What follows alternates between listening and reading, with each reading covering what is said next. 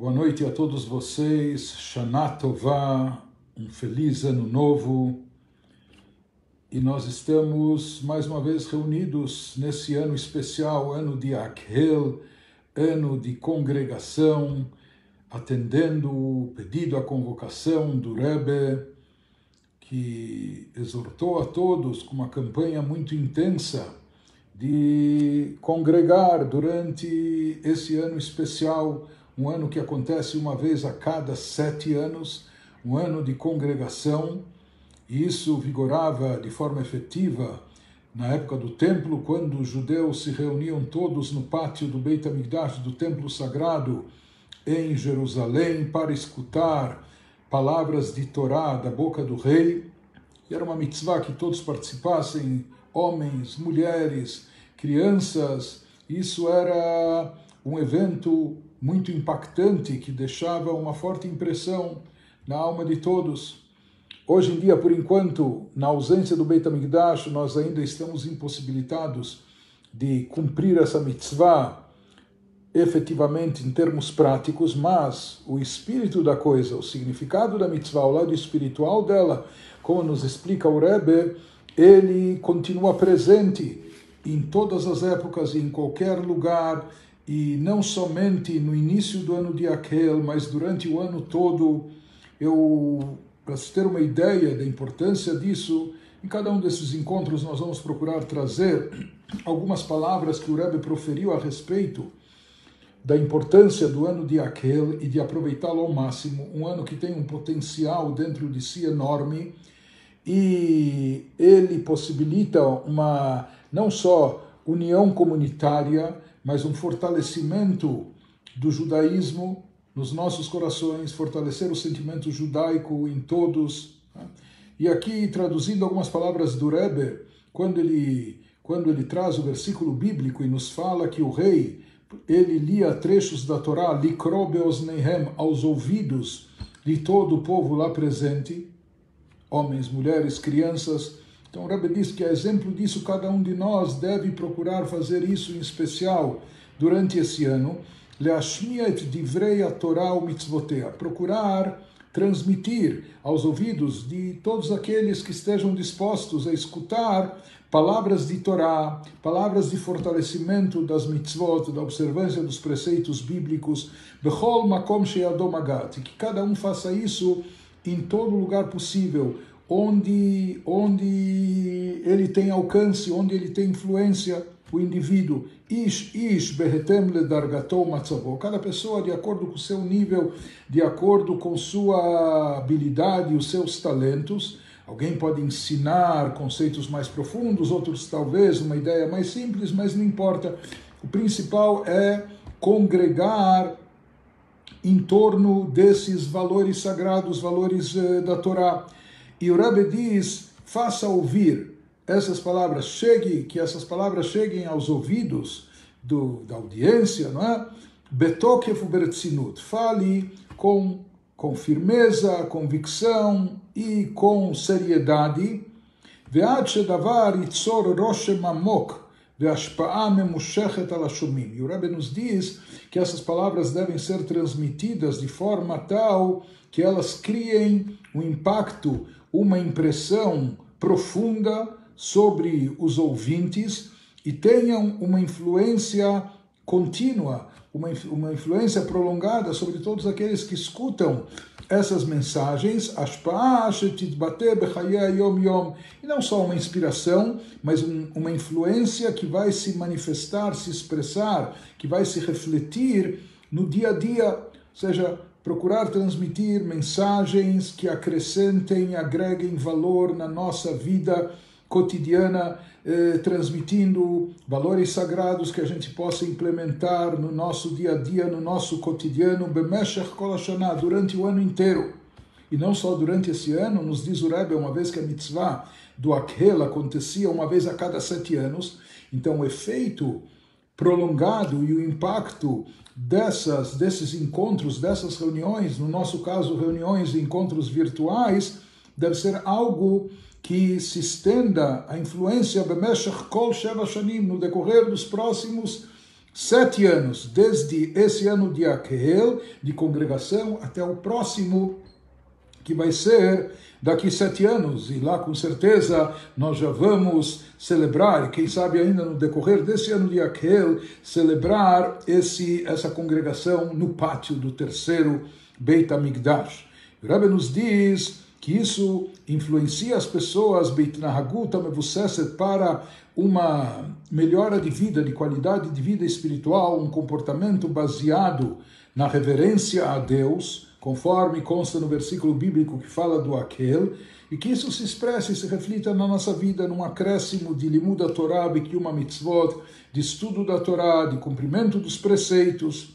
O Beyachad im Zeh, o Rebbe diz, junto com tudo isso, fortalecer o sentimento judaico, fortalecer a prática do judaísmo, estudo da Torá, cumprimento das mitzvot, mas fazendo isso besimcha ubetuv leivav, com alegria e com satisfação, com bom coração. Ou seja, aqui a ideia é de fortalecer o sentimento judaico, mas também nos conscientizar da riqueza do judaísmo, nos imbuir de alegria, de satisfação por estarmos juntos, congregados em torno dessas ideias tão elevadas, tão profundas e tão úteis para a nossa vida. E isso o Rebbe fala que essa alegria está enfatizada também no fato das cerimônias de Akhel no Beit HaMikdash começarem na festa de Sukkot, que é chamada de Zman Simchateinu, período da nossa alegria. É a festa mais alegre do calendário judaico, uma alegria que se estende por mais de uma semana. O Rebbe nos diz, uma vez que a Torá estabeleceu a celebração, o início da celebração do Akhel em Sukkot, é também para enfatizar que esses encontros têm que ser feitos com um teor de alegria. Nós temos que ter alegria e satisfação de estarmos juntos, como nós falamos, juntos em torno desses valores. E hoje nós estamos agora a menos de 24 horas do dia mais sagrado do nosso calendário, menos de 24 horas de Yom Kippur, do dia do perdão, que amanhã, com o pôr do sol, se inicia em boa hora para todos nós. Então esse é a razão, o motivo desse nosso encontro hoje. Nós vamos procurar juntos falar um pouco sobre o Yom Kippur, sobre o seu significado, seu fundamento básico na própria Torá, nas próprias Escrituras, o seu significado místico e mais profundo também, e qual deve ser o serviço espiritual nosso nesse dia, quais as mitzvot, os preceitos enfatizados nessa data, enfim, nós vamos juntos procurar nos preparar para esse momento único no nosso calendário, para esse dia tão importante na nossa vida, que vem a cada ano uma única vez, o dia sagrado de Yom Kippur, o dia do perdão. Em São Paulo, cada lugar se inicia no horário do acendimento das velas, 20 minutos antes do pôr do sol. O Yom Kippur se inicia aqui em São Paulo, se Deus quiser, amanhã às 17h45, se inicia o jejum, a celebração do Yom Kippur, e na terça-feira, 17h45, 15 para 6 da tarde, e o Yom Kippur se estende por 25 horas, terminando às 18h41 da quarta-feira, no dia seguinte. Então são 25 horas de observância do Yom Kippur, que começa amanhã no final da tarde. O versículo bíblico, a Torá, o que nos diz a respeito desse dia, que Bayom Hazeh Yechaper Aleichem, nesse dia vocês serão perdoados. Esse será para vocês um dia de expiação, de anistia, de perdão. Que Bayom Hazeh Yechaper Aleichem letaher etchem lifnei Hashem Elokechem. Vocês serão purificados diante de Deus, vosso Deus. Lifnei Hashem titharu. E nós temos esse chamado do versículo bíblico, nos diz, purifiquem-se diante de Deus nessa data. E nós já vamos falar um pouco mais sobre isso, porque aqui nós vemos, por um lado, o efeito do dia em si. Que nesse dia vocês serão perdoados. Então, a data em si, o dia em si, nós já vamos ver por que esse dia é tão especial. É um dia que tem um poder de expiação. É um dia que tem o poder de perdão, de nos trazer perdão. Mas da nossa parte também se espera o empenho da nossa parte, né? Para que vocês sejam purificados diante de Deus, mas para isso a gente tem que vir e se purificar. Lifnei Hashem titharu, purifiquem-se diante de Deus, e essa purificação tem a ver com o processo de tshuva, com o processo de retorno a Deus, de reaproximação com o Criador, reconciliação com o espiritual, redescoberta às vezes do nosso judaísmo, da nossa espiritualidade, redimir a nossa alma. Então tudo isso está relacionado com essa data especial do Yom Kippur. Por que o Yom Kippur ocorre nessa data? A Torá estabeleceu que a gente observe o Yom Kippur no dia 10 do mês de Tishrei. Amanhã à noite, portanto, será o dia 10 do mês de Tishrei. O Yom Kippur foi marcado na Torá nessa data, porque nessa data o povo de Israel, há mais de 3.300 anos atrás, obteve um perdão fabuloso pela sua falha coletiva mais grave cometida em toda a história. Naquela época, logo depois, menos 7 semanas depois da saída do Egito, menos de 2 meses, nós chegamos no Monte Sinai e lá tivemos uma revelação divina única e esplêndida, quando todo o povo, não somente Moshe, não somente os profetas, os líderes, os tzadikim, não, todo o povo vivenciou divindade, viu, ouviu, presenciou revelação divina, uma revelação divina muito intensa, que jamais aconteceu de forma coletiva em nenhum lugar, em nenhum outro momento. Só quando o Mashiach chegar nós vamos ter uma revelação como essa. Isso foi algo marcante, um divisor de águas, não só na história do povo de Israel, na história judaica, mas na história de toda a humanidade, quando nós nos tornamos o povo do livro. E a Torá é dada para o ser humano com os valores divinos, estabelecendo o que é verdadeiramente bom e o que é mal, o que é correto, recomendável e o que é proibitivo, etc. Então, isso ocorreu no Monte Sinai, no dia 6 de Sivan, 7 semanas depois da saída do Egito. O problema é que quando nós ouvimos a revelação divina, que começou com os 10 mandamentos, o primeiro mandamento já nos fala da unicidade de Deus, eu sou Deus, teu Deus, que te tirou do Egito, etc. E o segundo mandamento traz a proibição de idolatria.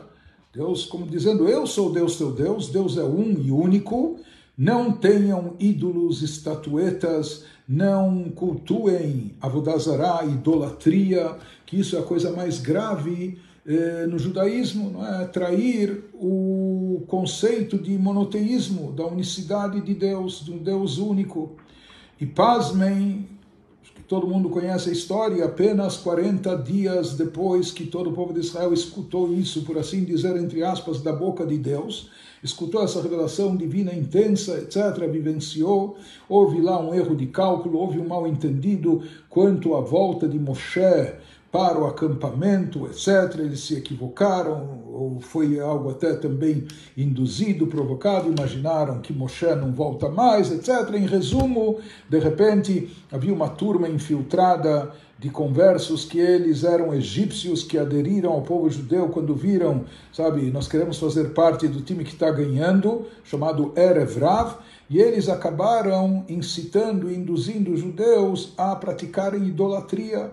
E daí cometeram um gravíssimo pecado do bezerro de ouro, fazendo idolatria. No dia seguinte, Moshe retorna ao acampamento, vê o povo fazendo idolatria, quebra as tábuas e queima o ídolo, o tal do bezerro de ouro que eles fizeram. Depois Moshe vai subir ao Monte Sinai e rezar por outros 40 dias, implorando o perdão divino. Depois desse período, numa terceira vez, se inicia um novo período de mais 40 dias, nos quais Moshe vai receber a Torá novamente. Dessa vez Deus fala para ele esculpir nas tábuas que ele preparasse Moshe. As primeiras tábuas foram entregues diretamente por Deus, as segundas tábuas, a inscrição era divina, mas a pedra foi trazida por Moshe, e no final desse longo período, da terceira etapa de 40 dias, né, que se iniciou no Rosh Chodesh Elul, no primeiro dia do mês de Elul, e termina no dia 10 de Tishrei. No final desses terceiros 40 dias, Moshe escuta de Deus, Salachti kidvarecha, eu perdoei o povo conforme o teu pedido. Antes desse perdão, Deus nos livre, chegou a haver até uma cogitação até de eliminar o povo de Israel. Tão grave era esse pecado cometido de idolatria. Logo após a revelação no Monte Sinai, Moshe reza, implora. Então, mesmo a promessa que Deus tinha feito aos patriarcas, Deus falou para Moshe, sabe o que? Eu vou constituir um novo povo a partir de você. E assim ele vai estar cumprindo a promessa feita aos patriarcas, daquilo que seria dado aos seus descendentes, aqui no caso Moshe. E Moshe, não só que ele não aceita essa ideia, ele implora, suplica pelo perdão divino, e no dia 10 de Tishrei, esse perdão finalmente é obtido, quando Deus diz a Moshe, eu atendi o teu pedido, as tuas palavras, que você pediu desculpas em nome do povo, Salachti kidvarecha, eu vou perdoá-los. Na realidade, os nossos sábios no Talmud dizem que não havia lugar para esse pecado. Não só que não havia lugar, não só que foi uma gafe ou um erro inadmissível, mas fala que não tem lógica isso ter acontecido. Não tem nenhuma lógica ter dado esse branco geral, esse branco coletivo, e depois de um êxtase espiritual tão elevado como eles vivenciaram na hora da entrega da Torá, fazerem idolatria. Mas se fala que, de certa forma, lá de cima deixaram isso acontecer, ou que aquela turma infiltrada manipulasse nesse sentido e acabasse ocorrendo, de certa forma isso aconteceu para ensinar para nós o poder da tshuva, o alcance e o poder do arrependimento, do retorno a Deus, e que qualquer pecado, por mais grave que seja, desde que a pessoa se arrependa, desde que a pessoa tenha um remorso genuíno, desde que a pessoa peça desculpas, se retrate diante de Deus, quando é o caso também diante do próximo, enfim, existe a possibilidade sempre de tshuva, as portas estão abertas para acolher a pessoa, não importa o que ela tenha feito, se ela tem um arrependimento sincero, e Deus sabe, se o nosso arrependimento é sincero e genuíno, a pessoa é aceita de volta, a pessoa retorna a Deus e é acolhida, de braços abertos. Por isso, Yom Kippur foi fixado no dia do perdão do pecado coletivo mais grave cometido em toda a história pelo povo de Israel, quando transgrediram os 10 mandamentos, especificamente o segundo mandamento que proíbe idolatria, adorando, idolatrando, endeusando ídolos, estatuetas, o bezerro de ouro. Mas o que é, sem dúvida alguma, Yom Kippur tem um lado sério, compenetrado para todos nós, é um dia de balanço pessoal, um dia de inventário pessoal, é um dia que nós não apenas jejuamos, vamos à sinagoga, rezamos, mas um dia que é dedicado à reflexão, a parar, pensar, fazer uma autoanálise, um balanço da nossa vida, o que temos feito, o que está mal, está errado, o que precisa ser corrigido, o que nós precisamos retificar, né? E o que está faltando fazer de bom e positivo, que decisões boas a gente deve tomar. Então, nesse aspecto, Yom Kippur acaba sendo um dia muito sério e compenetrado. Mas é importante salientar algo que nós temos na Mishnah, já há 2000 anos atrás. A Mishnah, o Talmud, nos afirma: Lo hayu yamim smechim leIsrael, que Hamishah Asar Be'av, que Yom Kippurim, não haviam dias mais alegres para o povo de Israel, como uma data de 15 de Av, né, que aconteceram vários eventos nessa data, e o dia de Yom Kippur. O dia de Yom Kippur é trazido no Talmud como a data mais alegre do calendário. Por quê? Porque se é um dia de perdão, se é um dia de anistia, imagine se nós temos alguém que tem um débito enorme e de repente chega um dia e esse débito, essa dívida é perdoada, esse débito é apagado, é deletado. Imagina que alegria, que satisfação. E aqui, quando esse débito é um débito moral e diante do nosso Pai, do Pai Celestial, diante de Deus, quando nós obtemos um perdão e Deus nos acolhe, nos recebe de braços abertos, não há alegria maior do que essa, que o filho que retorna para casa, que se reencontra e se reconcilia com seu pai, mesmo que esse filho talvez estava sendo um pouco levado e um pouco, enfim, relapso, etc., mas o pai perdoa todas as falhas e aceita de bom grado o seu retorno. Por isso, o dia de Yom Kippur, no fundo, na essência, é um dia muito alegre. Porque nesse dia, através da nossa tchuvá, do nosso arrependimento, do nosso retorno, nós temos muito a ganhar, uma coisa fabulosa. Nós temos um reinício, uma nova oportunidade de zerar tudo que há de negativo, virar a página e começar um novo momento, uma nova fase na nossa vida, com coisas positivas, com tabla rasa, com pureza de espírito, elevação, etc., com todas as bênçãos. Esse dia também é um dia da entrega da Torá, de certa forma. Por quê? Porque nesse dia nos foram entregues as segundas tábuas. Depois que Moshe, ao ver o povo idolatrando o bezerro, quebrou, rompeu as primeiras tábuas, nós recebemos as segundas tábuas, que inclusive vieram com vários adendos, e esses adendos acabam se tornando muito, muito especiais para nós. Se fala que tudo que nós temos da Torá oral, da Mishnah, Guimará, etc., tudo isso veio com as segundas tábuas. Se ficasse só nas primeiras, então o judaísmo seria muito mais condensado, sintetizado.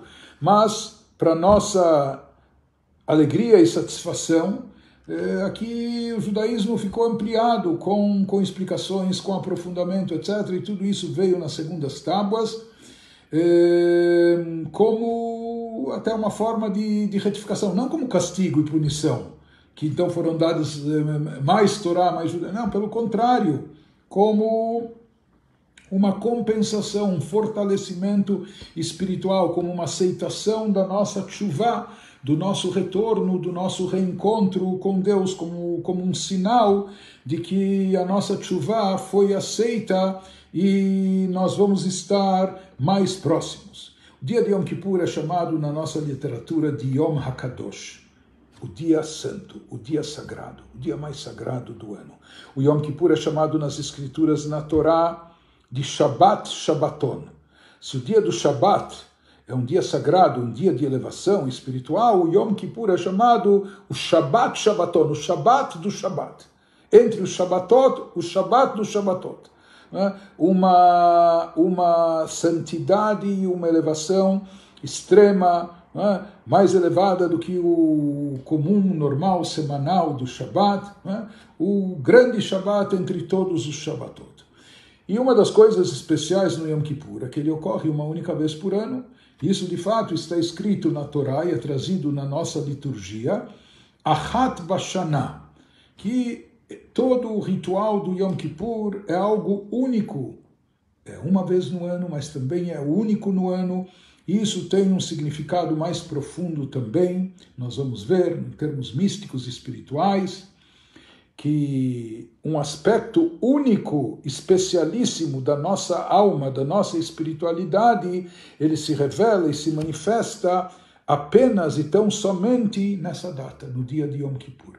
Portanto, é um dia de extrema elevação, quando um nível até transcendental da nossa alma, que em geral não se manifesta aqui no plano terrestre, não se manifesta em vida, na nossa vida física e corpórea, mas no dia de Yom Kippur, Achat Bashana, um dia único no ano, essa categoria da alma, esse nível da alma chamado de Yehidah, única, porque ela está unificada com Deus único, a essência da alma, a essência mais elevada da nossa alma, que está vinculada Sempre a essência divina, ela se revela e se manifesta, se faz presente de forma revelada no dia de Yom Kippur. Por isso, o Talmud já afirma, e assim é trazido na Halachá, o poder desse dia o poder espiritual desse dia extremamente elevado, a tal ponto que se fala Itzumo shel Yom Mechaper. O dia em si já traz expiação. Apenas que os nossos sábios acrescentam para que essa expiação, para que esse perdão possa ser obtido nesse dia. E aqui nós estamos falando perdão meu, seu, nosso, de todos, de pessoas que cometeram um pecado, pessoas que cometeram 1000 pecados. Todo mundo pode obter perdão e expiação no dia de Yom Kippur. Mas há uma condição. Qual é essa condição? Que haja da nossa parte arrependimento, que haja da nossa parte um sentimento sincero de remorso, de arrependimento, de vontade de corrigir, de retificar, e é claro, de não reincidir, uma vontade genuína de enveredar por um caminho diferente daquilo que fizemos de errado no ano que passou. Então, isso é o que se espera de nós, a tshuvá. Se diz que o dia em si já traz expiação, mas para a gente estar preparado e habilitado para receber essa energia fabulosa que brilha nesse dia, que se manifesta nesse dia, para isso nós temos que vir de alma lavada, para isso nós temos que retirar as cascas e as crostas que não impeçam que essa energia e essa luz divina penetre no âmago da nossa alma, se revele dentro de nós. Essa energia é muito forte, mas para sermos recipientes aptos, habilitados para recebê-la, então nós temos que ter esse sentimento de tshuvá, de arrependimento e de retorno a Deus nesse dia para retirar os obstáculos e os impedimentos.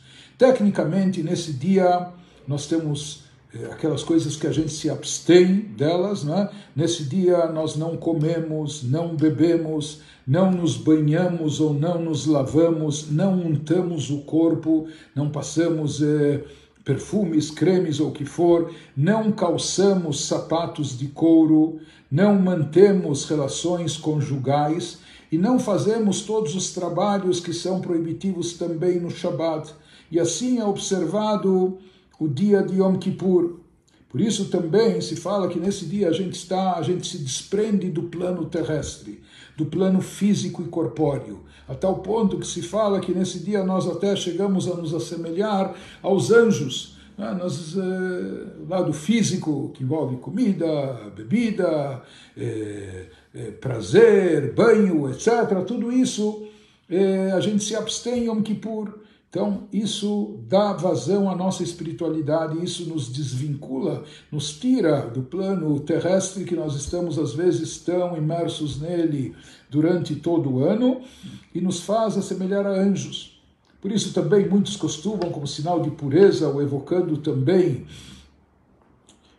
a conduta do Kohen Gadol, do sumo sacerdote, que no dia de Yom Kippur, vamos falar sobre isso, ele entrava no recinto mais sagrado do nosso templo, chamado Kodesh HaKodashim, uma câmara de 10 metros por 10 metros, que em princípio continha lá a arca sagrada, e essa arca sagrada continha as tábuas da lei, tanto as tábuas inteiras, as segundas tábuas, como os cacos da primeira tábua que foi rompida, e também o primeiro Sefer Torah, o primeiro rolo de pergaminho sagrado, o livro da Torá, manuscrito pelo punho do próprio Moshe Rabbeinu. Esse era o conteúdo da arca sagrada, banhada de ouro por dentro e por fora, e que estava no Kodesh HaKodashim, nesse recinto sagrado. Esse recinto sagrado, ninguém entrava lá no ano todo. Ninguém podia entrar lá, apenas então somente o Kohen Gadol, o sumo sacerdote, e mesmo assim só no dia de Yom Kippur. E o sumo sacerdote, por mais que ele tinha vestes esplêndidas, vestes bonitas, com pedras preciosas incrustadas e de ouro, etc., que ele vestia durante o ano todo, porém, quando ele entrava nessa câmara sagrada, ele sempre se trocava e vestia roupas brancas de linho, roupas simples e brancas, etc., evocando pureza, assim prescreve a Torá. Então, muita gente também tem o costume de vestir roupas brancas no dia de Yom Kippur. No dia de Yom Kippur, como nós falamos, nós temos as coisas proibitivas, não é? Que de certa forma ajudam a criar um clima que dê mais vazão à espiritualidade, mas junto com isso não devemos esquecer a tônica do dia, que é, como nós falamos, a tshuvá, o arrependimento, o inventário pessoal, a reflexão, a autoanálise, as decisões, e não só de forma vaga, abstrata, que evapore no dia seguinte, não. Tem que ser uma meditação profunda, com decisões concretas, sólidas, etc. E acompanhado a tshuvá, algo que nós fazemos repetidas vezes no Yom Kippur, para ser mais preciso, até 10 vezes, é o vidui, a prece confissional, confissão dos pecados, tanto num modo simplificado que nós dizemos durante o ano todo, em ordem alfabética, uma palavra em cada letra, Shamnu, Bagadnu, Gazalnu, etc. E num modo mais extenso, que é dito no Yom Kippur, Al-Chet Shechatanu Lefanecha também, seguindo as letras do alfabeto, com 2 linhas para cada letra, etc. Isso enumera vários tipos de pecados, transgressões. Isso nós repetimos durante as rezas de Yom Kippur nada menos que 10 vezes. É bom saber que isso é uma mitzvah da Torá, esse vidui. Aqui confissão, quando a gente fala em confissão no judaísmo, não é confessar pecados para uma outra pessoa ou para o rabino, não, é uma confissão que fazemos para diante de Deus, entre nós e Deus, para com o Criador. Simbolicamente, se costuma como bater de leve assim no coração, como dizendo que a carne é fraca, ou o coração com suas paixões, seus desejos, nos induziu a fazer aquilo que era proibitivo, etc. O vidui é uma mitzvah da Torá, a confissão. Em outras palavras, para consolidar o processo de tshuvá, se diz que, em primeiro lugar, a pessoa precisa reconhecer e admitir a sua falha. Reconhecer a sua transgressão, que às vezes para nós é tão difícil. Nós temos tantas racionalizações, tantas justificativas, tantas desculpas, não é? Eu fiz, mas não foi assim, não era minha culpa, ou etc. Você fala que não. O primeiro passo para fazer tshuvá, assim como o primeiro passo para o enfermo, para o doente, é reconhecer e aceitar sua doença e saber que ele tem que se tratar, né, que ele tem que se curar. Se ele nem admite o fato de estar doente, não tem como curá-lo, não é? Mesma coisa em termos espirituais. Em primeiro lugar, nós temos que reconhecer que pecamos e que falhamos, admitir isso e até em viva voz. E é o que nós falamos na hora do vidui, fazendo a confissão. O que para nós, então, às vezes o nosso ego, ele não permite a gente dizer, assim como não permite a gente dizer isso para o nosso cônjuge, para o nosso familiar, para o nosso sócio, para o nosso amigo. Eu errei. Desculpe, eu errei. Sabe que me perdoe? Realmente, eu falhei. Às vezes é tão difícil para nós dizer essa palavra. No dia de Yom Kippur, a gente tem que falar isso diante de Deus, e nisso consiste o vidui, e é bom saber, o vidui nós dissemos que é uma mitzvah da Torá, uma das 613 mitzvot, dos nossos preceitos, mas a mitzvah não consiste apenas em ler o texto, ou dizer as palavras do vidui. Isso não é um mantra sagrado, que apenas falando essas palavras mágicas, isso se produz efeitos. Não. O vidui só é eficaz, a confissão só tem valor quando ela é acompanhada de um sentimento de remorso, quando ela é acompanhada de um sentimento de arrependimento. Se apenas a pessoa disser as palavras da boca para fora, isso não faz sentido, isso não produz nenhum efeito. E talvez por isso também se repita o vidui 10 vezes no decorrer do Yom Kippur, na esperança que, se a gente não se concentrou na primeira ou não prestou atenção na segunda, numa das vezes que a gente se conscientize, preste atenção, diga as palavras de forma sincera, expressando um arrependimento genuíno. Os livros místicos dizem que essa repetição 10 vezes no decorrer das rezas tem a ver com os 10 poderes da nossa alma, 3 poderes intelectuais, 7 poderes emocionais, e que esse vidui, essa confissão, vem como purificar os 10 poderes da nossa alma que às vezes estiveram envolvidos no pecado, na falha, na transgressão. Os livros místicos também nos explicam que a mitzvah aqui se subdivide. Existe o lado o lado do vidui, que é a declaração verbal do pecado, a confissão. Existe o arrependimento, que é uma coisa de fora o íntimo, que é o sentimento, é algo que está no nosso coração. Os livros místicos dizem que ambas as partes aqui são necessárias e que elas têm um efeito contra o campo do mal, as chamadas na linguagem cabalística as klipot, as cascas, assim como a casca é um invólucro que encobre e oculta o fruto, também na linguagem cabalística as forças do mal que encobrem e ocultam a divindade, não permitindo que a gente veja e sinta a divindade, elas são chamadas de cascas, entre aspas. Então se diz que essas cascas têm corpo e têm alma. Tem corpo e tem alma, por quê? Porque como a pessoa produz essas cascas e crostas grossas, que às vezes cercam seu coração, tornando insensível, que às vezes reprimem sua alma, sua espiritualidade, através das falhas e dos pecados. Isso nos torna mais grosseiros, isso reprime a nossa alma, isso oculta a nossa espiritualidade. Então se fala que o pecado ele também tem corpo e alma. O corpo do pecado foi a ação prática que foi feita, não é? Aquilo de errado, de ruim, que foi feito e realizado. A alma do pecado, entre aspas, é a paixão, o desejo, a vontade que estava motivando, estava por trás desse ato, dessa ação errada que eventualmente cometemos. Por isso se diz que no processo de tikkun, de retificação, tem que haver também corpo e alma. O corpo da tshuvá é o vidui, é a prece de confissão, é algo verbal, mas se fala que até o verbal é considerado uma ação, assim como se fecha negócio só boca a boca, ou a própria prece é chamado também até o balbuciar dos nossos lábios, já é considerado uma ação prática.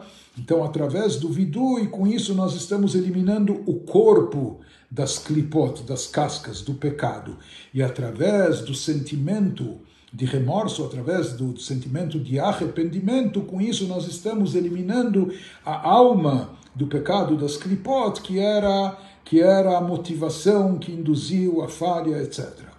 E, em outras palavras, se diz que o vidui é parte integral, junto, associada com a tshuvá, com o arrependimento, então segue junto também essa prece de confissão que é repetida várias vezes para nos chamar a reflexão, o arrependimento no dia do Yom Kippur. Por isso, quem não entende hebraico e tem um mahzor, e é conveniente que tenha, e existem no mercado vários livros de reza com tradução para o português, etc. Então, esse trecho do vidui da confissão é até mais interessante que a pessoa recite, ou em português, ou no idioma que ela compreende, para poder se concentrar, né? Como nós falamos aqui, não é só recitar as palavras, mas refletir, pensar no seu significado e sentir aquilo que nós estamos dizendo. No dia de Yom Kippur, diferente de todos os dias do ano, em geral, dias comuns nós temos 3 rezas por dia. Em dias especiais, Shabbat, Rosh Chodesh, festividades, nós temos uma reza adicional, um Musaf, passam a ser 4 rezas. Em Yom Kippur e apenas no Yom Kippur, nós rezamos nada menos que 5 vezes. E essas 5 rezas do Yom Kippur, dizem os nossos mestres cabalistas, que elas correspondem aos 5 níveis da alma que nós temos. A Kabbalah se fala em 5 níveis, Nefesh, Ruach, Neshama, não são apenas sinônimos, mas são níveis diferentes de espiritualidade, Chaya e Yechidah. E esse 5º nível, mais elevado, como nós falamos, se revela, se manifesta apenas no dia do Yom Kippur. Especialmente, ele se faz presente durante todo o Yom Kippur, mas especialmente ele se revela e se manifesta na hora da 5ª e última reza, que nós faremos, se Deus quiser, esse ano, na quarta-feira, por volta de 5:30 da tarde, 1 hora antes do escurecer. Então, essa 5ª reza, que é chamada de Neilá, ela expressa a revelação desse nível mais elevado da alma, esse 5º nível que se manifesta no dia de Yom Kippur, e que ele expressa a ligação intrínseca nossa com o Criador, a essência da nossa alma que está ligada à essência do Criador, independente de qualquer coisa. É claro que o cumprimento de mitzvot Torá fortalece o vínculo e a ligação. É claro que a tshuvá reabilita e possibilita a reconexão, etc. Mas existe um nível na nossa alma, que é a essência dela, que é tão elevado que nenhum pecado, nenhuma transgressão, nenhuma circunstância ou situação é capaz de prejudicar, é capaz de macular esse nível, essa essência, porque essa essência está intrinsecamente ligada à essência divina. Esse é o quinto nível da alma, chamado Yehidah, que se revela no dia do Yom Kippur, particularmente ou especialmente, com mais ênfase, na quinta reza que fazemos no final do dia do Yom Kippur. E nos livros místicos se fala de coisas fabulosas a respeito dessa data, se a gente sabe aproveitá-la. Se diz que nós temos a possibilidade de uma reabilitação completa, a tal ponto de se tornar como uma nova criatura, de cancelar e anular a existência anterior, né? Aquela pessoa que fazia as coisas negativas, de fazer, ela já não existe. Quem está aqui agora é uma outra pessoa. Então, a pessoa sair de si mesmo significa sair das suas limitações, dos seus condicionamentos, dos seus vícios, dos seus hábitos, conseguir transcender, conseguir superar, se tornando uma nova criatura. Tshuvá é algo, no judaísmo se fala, nós não só acreditamos em mudança, o judaísmo acredita, porque é muito fácil alguém para dizer, olha, eu sou como sou, eu sou assim, ou nessa altura, não dá para mudar, pessoas não mudam, sabe? Às vezes isso é muito cômodo, a pessoa ou se resigna assim, ou até é cômodo, sabe? A pessoa tem preguiça de se empenhar, ou de se esforçar para produzir mudanças positivas. Então, o primeiro passo para a tshuvá é simplesmente a pessoa acreditar na possibilidade de mudança. No momento que a gente acredita nisso, então talvez isso compromete já, porque se a mudança é possível, então eu devo mudar. Né? Eu não devo aceitar mediocridade. Eu não devo permanecer com aquilo que é mau e negativo. Eu devo procurar melhorar a cada ano que passa, a cada dia que passa. Eu devo procurar um autoaprimoramento do meu caráter, uma melhora nas minhas atitudes e assim por diante. E isso é a tshuvá, especialmente no dia de Yom Kippur. No dia do Yom Kippur, em tempos bíblicos, na época do Beit HaMikdash, quando tínhamos o templo sagrado de pé em Jerusalém, todo o ritual era centralizado na figura, na pessoa do Kohen Gadol, o sumo sacerdote, o homem mais sagrado do nosso povo. Então aqui tudo combinava, o homem mais sagrado do povo, no dia mais sagrado do ano, no local mais sagrado no mundo, entrando naquela câmara especial, como nós descrevemos, o Kodesh HaKodashim. Então isso acontecia quando nós tínhamos o Beit HaMikdash. Hoje nós descrevemos esse serviço na reza de Musaf, e falando, estudando sobre isso, nós pedimos a Deus que considere como se estivéssemos fazendo e realizando, enquanto não temos o Beit HaMikdash e acesso ao templo. Mas na realidade, em termos espirituais, como nos trazem todos os livros sagrados, especialmente os ensinamentos místicos da Torá, diz que todo Yom Kippur se revela o Kohen Gadol, o sumo sacerdote que temos dentro de si. Ou seja, a parte mais elevada, o que há de melhor dentro de você. Isso vem à tona em Yom Kippur, desde que você possibilite, desde que a gente não atrapalhe, né? Que a gente dê asas, não à imaginação, mas à nossa espiritualidade, para a nossa alma se revelar no dia de Yom Kippur. Então, o Kohen Gadol nosso, entre aspas, o sumo sacerdote que existe dentro de cada um de nós, ele se manifesta nesse dia. E nesse dia é o momento de entrar na câmara mais sagrada, de entrar profundamente no âmago do nosso coração, no fundo da nossa alma e etc. O momento da gente se reencontrar, não só com Deus, mas consigo mesmo. Quem sou eu? O que estou fazendo aqui nesse mundo? O que eu quero? O que eu espero da vida? Será que eu estou dedicando as minhas energias àquilo que realmente é prioritário? Será que eu estou tratando os meus queridos, meus próximos, dando a devida importância que eles merecem, e assim por diante. A gente falou nesses 120 anos do Rebbe que a gente ia procurar contar episódios que ilustram um pouco da vida do Rebbe. Então, rapidamente, um episódio que ocorreu nos primeiros anos, isso nos anos 50 do século XX, quando o Rebbe assumiu a liderança do movimento. Naquela época, em algumas ocasiões, o Rebbe ainda, quem atendia os telefones, que buscavam conselhos, orientações, faziam perguntas para o Rebbe, era um secretário particular que o Rebbe tinha. E esse secretário encaminhava as perguntas para o Rebbe, etc. Em geral, era raro. O Rebbe, ele próprio, era muito raro, ele não falava no telefone, não atendia. O secretário, ele talvez triava até as perguntas, etc. Mas, por vezes, em algumas ocasiões, esse secretário tinha uma linha direta com o Rebbe e algumas vezes o Rebbe, ele levantava o fone, a extensão, e ouvia e eventualmente até interferia na conversa.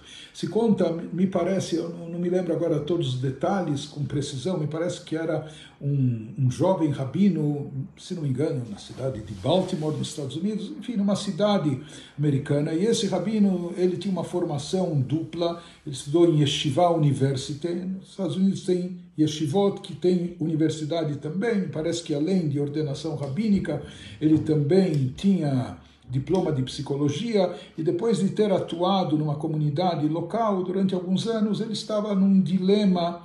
Ele falou, sabe, talvez ele tenha que seguir carreira em psicologia, e já basta que ele atua aqui como rabino, talvez ele vai ter mais futuro, ou mais renda atuando, não é, como terapeuta, o que for. Ele não era do movimento Chabad, não era um Hassid, não era um discípulo do Rebbe, mas nessa encruzilhada da vida, ele achou que seria importante e necessário ele se aconselhar com uma pessoa de envergadura espiritual mais elevada, ouvir o seu conselho, ouvir o que a pessoa tinha a lhe dizer, e ele decidiu, tinha escutado sobre o Rebbe, que é um homem muito inteligente, também culto, não só erudito em Torá, mas conhecedor na vida em geral do mundo, etc. E ele, então, levantou o telefone para o secretário do Rebbe e expôs a sua questão, a sua pergunta. De repente ele escutou que alguém estava na linha, e era o próprio Rebbe também que estava na extensão, e quando ele expôs a sua pergunta ao secretário, ele escutou o Rebbe dizendo ao secretário, e por mais que o Rebbe falava em viva voz, o secretário sempre repetia para a pessoa aquilo que o Rebbe disse. O Rebbe fala para o secretário, ele está em tal cidade, fale para ele se aconselhar com fulano de tal, fulano Beltrano de tal. E o Rebbe mencionou o nome de uma pessoa, e pasmem, o nome da pessoa que o Rebbe mencionou, dizendo para ele se aconselhar com ela, com essa pessoa, era o nome dele. Era o nome dele próprio. Ele, quando escutou isso, estranhou e falou, o que é isso? E ele ainda perplexo, ouvindo, ele esperou o secretário repetir palavra por palavra o que o Rebbe disse. E o secretário então diz para ele, olha, o Rebbe está lhe dizendo que você tem alguém com quem se aconselhar na tua própria cidade, fulano de tal. Então vai e se aconselhe com ele. Ele pensou que isso era um engano, um equívoco, mas quando ele ouviu pela segunda vez, dessa vez o secretário repetindo as palavras, então ele falou para o secretário, olha, eu acho que tem algum engano, algum equívoco aqui, porque esse fulano que o senhor está mencionando o nome sou eu mesmo. Eu liguei aqui pedindo conselho, pedindo orientação, estou escutando, o senhor está me dizendo que o Rebbe falou, na verdade eu escutei isso da boca do Rebbe também, para eu me aconselhar com fulano. O que isso significa? Esse fulano sou eu mesmo. Então, ou o secretário fez uma pausa, não sei se perguntou o Rebbe, etc. E então falou, olha, tem momentos na vida que a gente tem que conversar consigo mesmo.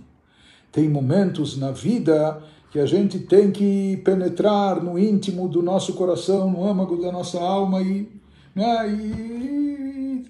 descascar as crostas, etc. E se perguntar o que eu quero na vida, qual a prioridade, o que é mais importante nos meus valores, o que é essencial.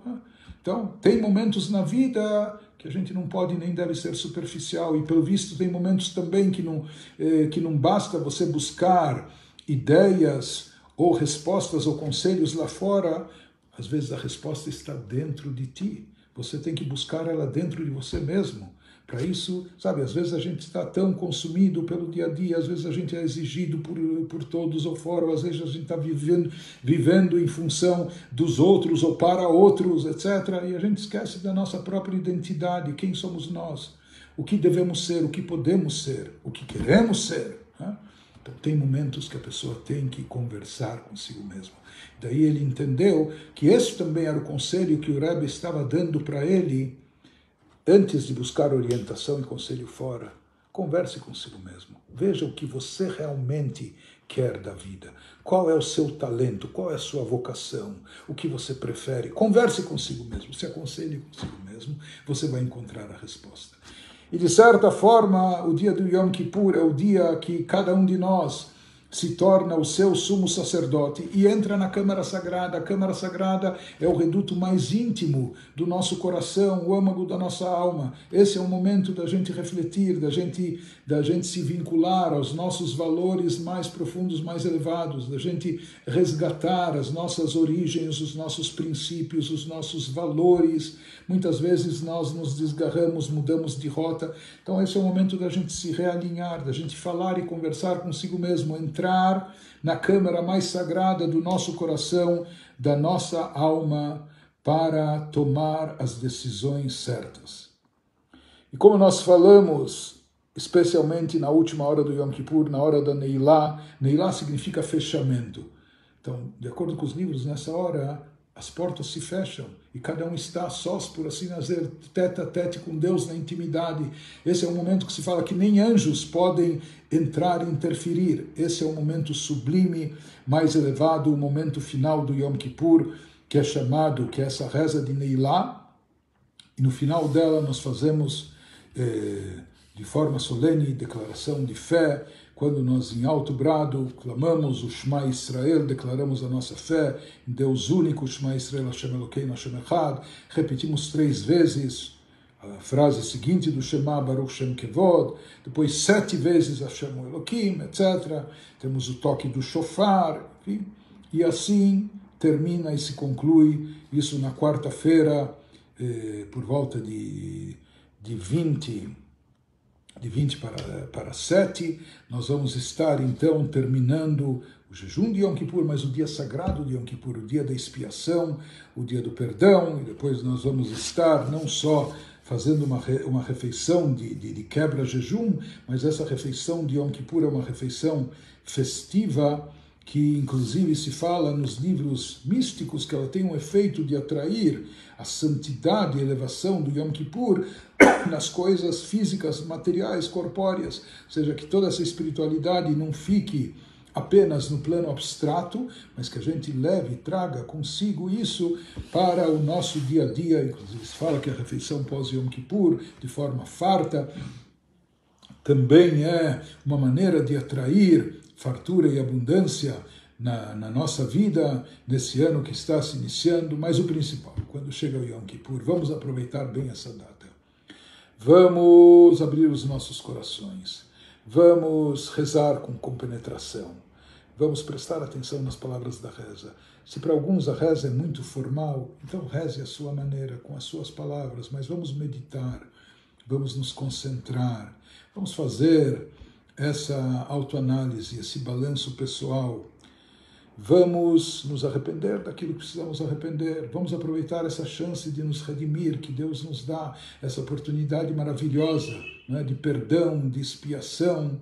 Vamos aproveitar ao máximo essa data com o conteúdo dela, com seu conteúdo genuíno, com todo o seu significado elevado, e em termos práticos e muito práticos. Yom Kippur é divindade, espiritualidade, grandeza concentrada de forma muito elevada em um dia. Mas vamos depois pegar isso e dividir, pulverizar pelo ano todo, para que não seja só um único dia, Yom HaKadosh, um dia sagrado no ano, mas vamos trazer isso para o nosso dia a dia. Como nós trazemos isso para o nosso dia a dia e qual é a grande prova e evidência de que o Yom Kippur não só passou por nós, mas que o Yom Kippur produziu um efeito em todos nós, quando após toda essa reflexão, essa meditação que nós fazemos nesse dia, quando nós assumimos na prática alguma coisa adicional, uma mitzvah a mais, observância de um preceito, ou algum cuidado em abster-se de alguma coisa que pela Torá ela tem seu lado proibitivo. Então, não é, aqui nós estamos falando de mudanças radicais ou transformações imensas, etc., mas é uma coisa sólida e consistente. Podemos pensar já desde agora, mas consolidar esse pensamento, essa decisão, esse compromisso no dia de Yom Kippur, uma mitzvah a mais que eu vou assumir nesse ano, no dia a dia meu, ou um cuidado adicional. Se algo é negativo, eu vou me abster, me afastar disso, etc. Essa decisão prática é uma forma, porque às vezes a gente está com pensamentos tão elevados, inspirações, etc., mas às vezes isso é abstrato demais e corre o risco de evaporar. Como a gente segura isso, não só no mundo físico material, mas dentro de nós mesmos, de uma forma concreta e sólida, através de ações específicas. Não precisam, mais uma vez, ser ações grandiosas de atravessar montanhas ou etc. Não? Às vezes pode ser uma coisa pequena e específica, mas eu vou saber, olha, esse ano, desde o Yom Kippur, eu assumi tal e tal coisa, e isso eu estou implementando no meu dia a dia. Nesse Yom Kippur, eu pedi a Deus, não só perdão, mas que Ele conceda para nós um ano bom, um ano novo, repleto de saúde, com acréscimo de saúde, de bênçãos, de prosperidade, de sucesso, de alegrias. Eu também fiz a minha parte, eu também agreguei valor, eu também acrescentei coisas boas na minha vida, eu também acrescentei mais judaísmo na minha vida, mais Torá e mais mitzvot. Isso é uma forma efetiva de fazer que o nosso Yom Kippur seja eficaz, surta efeito, produza o impacto que ele pode produzir quando a gente vincula isso a uma ação prática que vai nos acompanhar por todo o ano. Eu desejo a todos vocês, na linguagem judaica clássica, Gmar Hatimah Tovah, que todos sejamos, que todos nós terminemos de ser selados e carimbados de forma positiva no livro da vida, para uma boa vida nesse ano que se inicia com uma ótima qualidade de vida, fisicamente, materialmente, emocionalmente, espiritualmente, com todas as bênçãos possíveis, com muita saúde, com muita prosperidade, com muita alegria, com boas notícias, com todas as coisas boas. Vamos lembrar o nosso próximo, nós estamos numa maratona nesse mês judaico, num ano de Akhel. Então, nosso próximo encontro de Akhel, se Deus quiser, vai ser ainda essa semana, na quinta-feira à noite, nós vamos fazer um Akhel pós Yom Kippur, se preparando para o Shabbat depois de Yom Kippur, mas por enquanto vamos aproveitar ao máximo o dia do Yom Kippur e vamos ser selados e carimbados para uma ótima vida nesse ano. Gmar Hatimah Tovah a todos, até a próxima, se Deus quiser.